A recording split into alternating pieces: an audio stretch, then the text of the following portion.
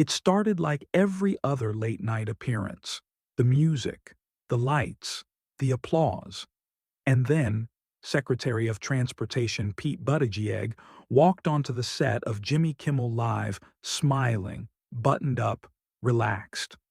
The audience clapped. Kimmel cracked a few safe jokes. Pete gave a practice smile. They talked trains, planes, infrastructure wins. Pete even made a self-deprecating joke about potholes. But 9 minutes in, everything shifted. Kimmel leaned forward, smile gone. So Pete, real question. Why are U.S. trains still running like it's 1985? The crowd gave an uneasy laugh. Pete blinked. Well, Jimmy, that's an oversimplification. Kimmel interrupted. Is it, though? $66 billion in funding, and Amtrak still breaks down more than your punchlines. Laughter, but not from Pete. His smile faded. Look, Jimmy, I came here to talk solutions, not for cheap shots at the department I run. Kimmel pushed again. Don't Americans deserve better than 3-hour delays and billion-dollar breakdowns? Pete shifted in his seat, stiff, irritated. What they deserve is real coverage, not late-night monologues dressed up as questions. The crowd got quiet. Kimmel smiled, clearly enjoying the tension. Pete's jaw tightened, and for the first time in the interview, he stopped playing nice. Maybe stick to mocking celebrities, Jimmy. Infrastructure takes more than punchlines. The temperature dropped. Everyone in the room felt it, and that was only the beginning. The room was quiet now. Kimmel, still seated, raised his eyebrows and said calmly, You know, Pete, it's not personal. But if you're going to take taxpayer money, maybe expect a few taxpayer questions. Pete leaned forward. What I don't expect is misinformation disguised as comedy, the crowd murmured. Kimmel smiled again, this time sharper. Misinformation? I'm reading your department's own Inspector General report.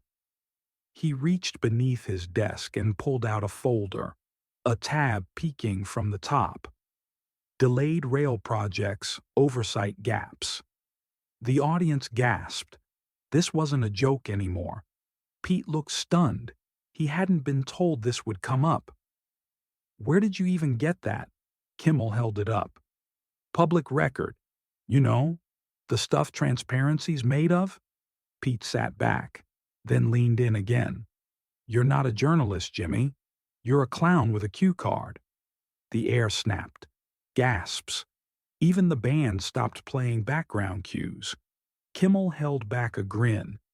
If I'm a clown, at least I'm not running a circus on taxpayers' time. And that was it. Pete tore off his mic, stood up and snapped, This was clearly a setup. I'm done. Kimmel raised his hand toward the camera. Looks like the secretary's out of service, folks. The live feed cut to commercial. But backstage? Things were just heating up. When the show returned from commercial break, Pete Buttigieg was gone.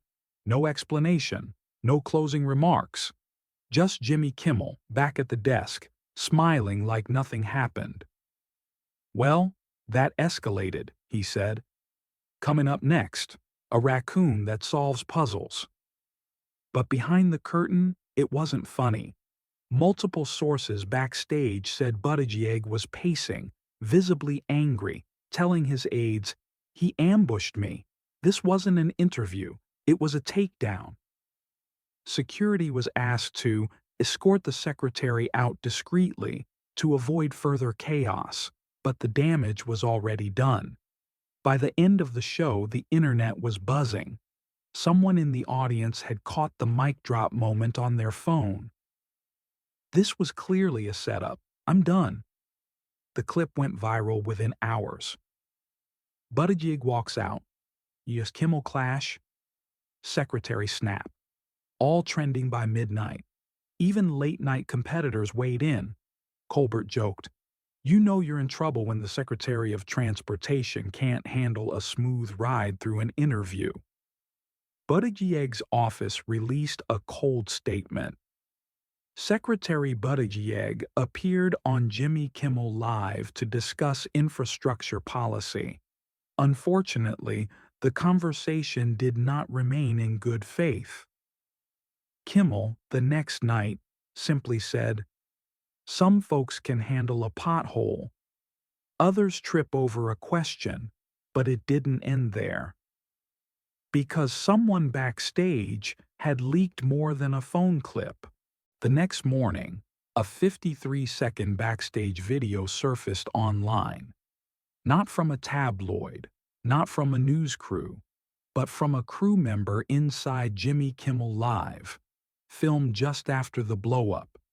The video shows Pete Buttigieg, still holding his mic in one hand, pacing near a black curtain backstage. He's visibly angry, voice raised but controlled. "This is the last time I do one of these shows. That was a hit job. Period." An aide approaches, whispering something. Pete interrupts. "I don't care. He came at me with opposition research, on live television. That wasn't comedy. That was an ambush." Then came the clip's most damning moment. Another voice, allegedly a producer, can be heard off camera saying, "He told us no infrastructure jokes. We cleared that with the team." And someone else responds, "Yeah, well, Jimmy changed the script during the last rewrite." That exchange? It lit the internet on fire. Suddenly, the question wasn't just about Pete losing his temper. It was about whether Jimmy Kimmel set him up on purpose. People started choosing sides. Kimmel just exposed a fraud. That was a planned ambush. Why even go on these shows anymore? Hashtags shifted from Jiu Buttigieg meltdown to Jiu Kimmel set up Pete to late night is dead. Some even accused the show of violating ethical standards by baiting a public official for ratings. But Jimmy didn't back down. He tweeted a single GIF, a mic dropping, in slow motion. The headlines didn't stop. Every outlet had a version. Every side had a spin. CNN called it a communications breakdown. Fox News labeled it an emotional collapse on national TV. Twitter? It just called it war. The White House stayed silent for 36 hours. Then a carefully worded statement appeared.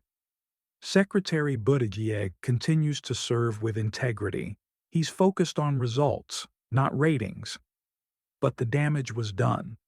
Polls showed a sharp dip in his favorability, especially among independents. Clips from the show were edited into campaign ads within days. One PAC ran a brutal 15-second spot. If Pete can't handle a question, how can he handle the country? Meanwhile, Kimmel's ratings soared, but critics began to question his credibility. Was it journalism or just a political stunt for views? Even comedians weighed in. Bill Maher said, "If you invite a cabinet secretary on your show just to dunk on him, you're not doing comedy. You're doing clickbait." But for Pete Buttigieg, the worst part wasn't the clip. It was what came next. A new leak. A group chat transcript from inside the Department of Transportation. One message from Pete, allegedly sent minutes after leaving the studio. "Delete every appearance request from late night. From now on, we go through PBS, or we don't go at all." The internet roasted him again. Can't take the heat, run to PBS? Secretary of Transportation derailed by a talk show. Pete needs a PR off-ramp. The story faded, but the stain didn't. Because no matter what came next in his career, Pete Buttigieg would always be remembered for the night he got kicked off late night on live TV.